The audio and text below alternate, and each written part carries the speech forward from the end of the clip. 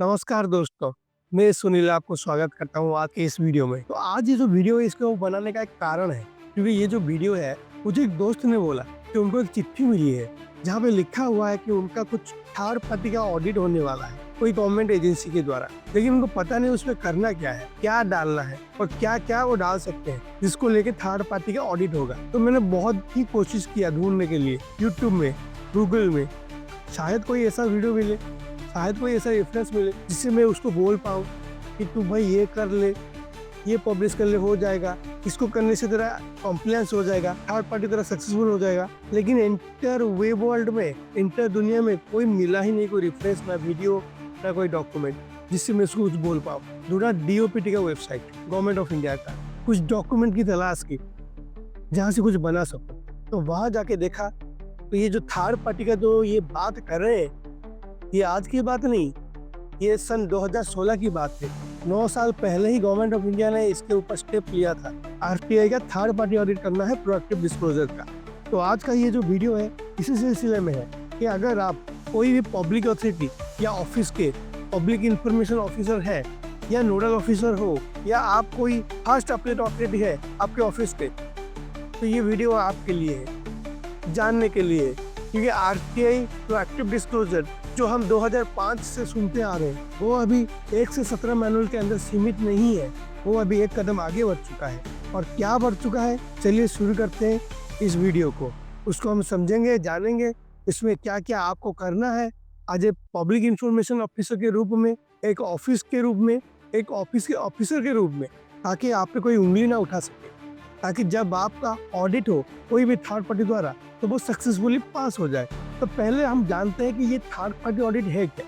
सन 2016 में एक चिट्ठी आया था ministry of personnel public grievance and pension से, जिसको हम बोलते हैं डिपार्टमेंट ऑफ पर्सनल ट्रेनिंग। वहाँ से एक चिट्ठी आया था। उस चिट्ठी के पारा 2.6 में लिखा था कि जितने भी सारे मिनिस्ट्री है, डिपार्टमेंट है, पब्लिक अथॉरिटी है, इन सब का जो भी प्रोएक्टिव डिस्क्लोजर इंफॉर्मेशन, उसको एक थर्ड पार्टी के द्वारा ऑडिट किया जाएगा। ऑडिट किया जाएगा, ध्यान से सुनिए। और ये जो ऑडिट है ये हर साल होगा, ऐसा नहीं कि एक बार हो गया और करना नहीं है, ये हर साल होगा।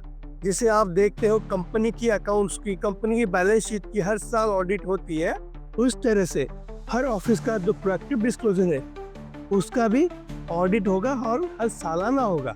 ये 2016 की बात, जब ये पहली बार चिट्ठी आया था। फिर 2019 में और एक मेमोरेंडम इशू हुआ डिपार्टमेंट ऑफ पर्सनल ट्रेनिंग के IR डिवीजन से।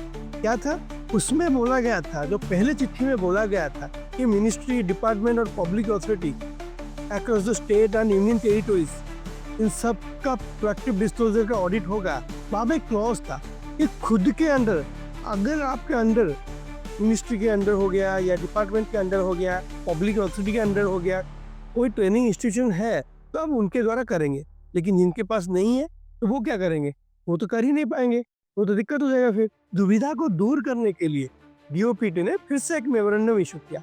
उस मेमोरेंडम में उन्होंने क्लियरली बोला था कि अगर कोई मिनिस्ट्री, डिपार्टमेंट या पब्लिक अथॉरिटी अक्रॉस स्टेट या यूनियन टेरिटोरीज, अगर उनके अंदर या उनके पास कोई ट्रेनिंग इंस्टीट्यूट एग्जिस्ट ही नहीं करती है, अवेलेबल भी नहीं है, तो वो दूसरे जो ट्रेनिंग इंस्टीट्यूशन है, दूसरे मिनिस्ट्री या डिपार्टमेंट और पब्लिक अथॉरिटी, उनके थ्रू से वो अपना ऑडिट कर सकते हैं। मान लो मैं अगर कोई डिपार्टमेंट हूँ, मेरे अंडर कोई ट्रेनिंग इंस्टीट्यूशन नहीं है, तो मेरे बगल में अगर कोई डिपार्टमेंट है और अगर उनके अंदर कोई ट्रेनिंग इंस्टीट्यूशन है, तो मैं उनके थ्रू भी ये करवा सकता हूँ थर्ड पार्टी का ऑडिट। लेकिन ये हुआ क्यों, मॉडिफाई हुआ क्यों? मॉडिफाई इसलिए हुआ कि सेंट्रल इंफॉर्मेशन कमीशन ने एक चिट्ठी दिया था 2019 को, लगभग सितंबर के महीने के आसपास। उन्होंने DOPT को रिक्वेस्ट किया था कि आपका ये जो पारा 2.6 जिसमें आप लिखे हो कि थर्ड पार्टी ऑडिट करना है अपने ऑपरेशन मैनुअल में, उसको थोड़ा सा रिलैक्स करिए, में थोड़ा सा चेंज करिए। क्या चेंज करिए, अगर किसी के पास या किसी के अंडर नहीं है तो वो दूसरे डिपार्टमेंट, दूसरी मिनिस्ट्री या दूसरी पब्लिक अथॉरिटी का मदद ले सकता है और वो उनके थ्रू अपना प्रोएक्टिव डिस्क्लोजर का ऑडिट कर सकता है। तो यही समस्या को दूर करने के लिए डीओपीटी ने वो फिर से मेमोरेंडम इशू किया, और जो मेमोरेंडम इशू हुआ उसके तुरंत बाद एक फाइनल गाइडलाइन भी इशू किया। 2019 नवंबर को एक इम्पोर्टेंट गाइडलाइन इशू किया एक मेमोरेंडम के थ्रू डीओपीटी ने, जिसमें कहा गया कि भाई आप लोगों को प्रोएक्टिव डिस्क्लोजर ऑडिट करवाना है। साथ ही साथ ये भी जोड़ा गया उस चिट्ठी में कि आपको मालूम है प्रोएक्टिव डिस्क्लोजर 1 से 17 तक, उसमें हम कुछ और ऐड कर रहे हैं। और क्या ऐड कर रहे हैं? उन्होंने और 8 पॉइंट ऐड किया जो आप अभी स्क्रीन पे दिख पा रहे हो। Information related to procurement, public private partnership, transfer policy and transfer orders, RTI applications, CAG and PSC paras, citizen charter, discretionary and non-discretionary grants, foreign tours of PM and ministers।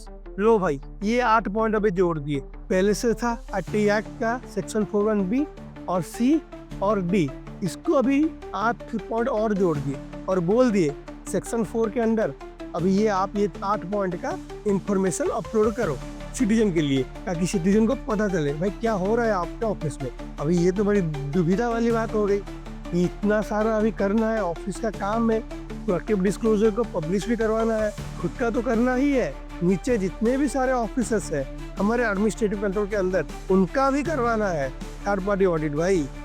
और उसके साथ ये 8 point और जोड़ लो। तो ये काम का निगरानी करेगा कौन? PIO, जो जिसको हम बोलते हैं पब्लिक इंफॉर्मेशन ऑफिसर या फास्ट अपीलेट अथॉरिटी, उनका तो भाई पहले से RTI में एंगेजमेंट है। एक का काम है RTI एप्लीकेशन को देखना, दूसरे का काम है RTI फास्ट अपील को देखना, तो फिर इसको कौन देखेगा? तो इसके लिए वही सर्कुलर में वो बोले हैं गाइडलाइन में कि भाई आप एक नोडल ऑफिसर अपॉइंटमेंट करो जो मिनिस्ट्री या डिपार्टमेंट लेवल में not below the rank of joint secretary होना चाहिए। अगर आपका ऑफिस कोई हेड ऑफिस के तहत आता है तो not below the rank of additional director, उनको भाई डिक्लेयर करना पड़ेगा एज ए नोडल ऑफिसर। उनका काम क्या होगा? नोडल ऑफिसर का काम होगा वो खुद तो अपने ही ऑफिस का देखेंगे कि भाई ठीक ठाक से सब कुछ अपडेट या अपलोड हुआ है या नहीं हुआ है। उसके साथ उनके नीचे भी जितने सारे ऑफिसर्स है, अटैच्ड ऑफिसर्स है, लाइन ऑफिसर्स है, उनका भी सही से अपलोड हुआ है या नहीं, पब्लिश हुआ है या नहीं, RTI के कॉम्प्लायंस हुआ है या नहीं, सारा चीज वो ही नोडल ऑफिसर ही देखेंगे। जो हम इस वीडियो में अभी समझे, पहले तो 8 पॉइंट और जोड़ दिया गया। दूसरा चीज, ये सारा निगरानी करने के लिए और एक नोडल ऑफिसर को भी गवर्नमेंट ऑफ इंडिया ने बोला है भाई अपॉइंट करो, अपने ऑफिस में अपॉइंट करो। और ये कोई ऑप्शनल काम नहीं है दोस्तों, ये मैंडेटरी है। ये जो सर्कुलर है ना, ये सबके लिए एप्लीकेबल है, मिनिस्ट्री से लेके स्टेट गवर्नमेंट तक, गवर्नमेंट ऑफ इंडिया से लेके स्टेट गवर्नमेंट तक, सबके लिए कंपल्सरी है। ऐसा नहीं कि भाई हम नहीं करेंगे, नहीं भाई करना पड़ेगा। कैसे क्या हम इंफॉर्मेशन बनाएंगे, डिटेल में कैसे समझेंगे, तो सारा चीज क्या है धीरे धीरे हम आपको वीडियो के तरीके से समझाएंगे। अगर आप चाहते हो कि जितने भी 8 पॉइंट्स हैं उनको हम बारीकी में समझाएं, तो वीडियो को फॉलो करते रहना। हर पार्ट में हम एक वीडियो लाएंगे जिससे आपका हर डाउट क्लियर होगा। वो 8 पॉइंट को हम कैसे कंप्लेन करें ताकि हमारा जो थर्ड पार्टी ऑडिट है वो सक्सेसफुली पास आउट हो जाए। तो इसी के साथ ये वीडियो को यहीं पे खत्म करते हैं। नमस्कार दोस्तों, जय हिंद।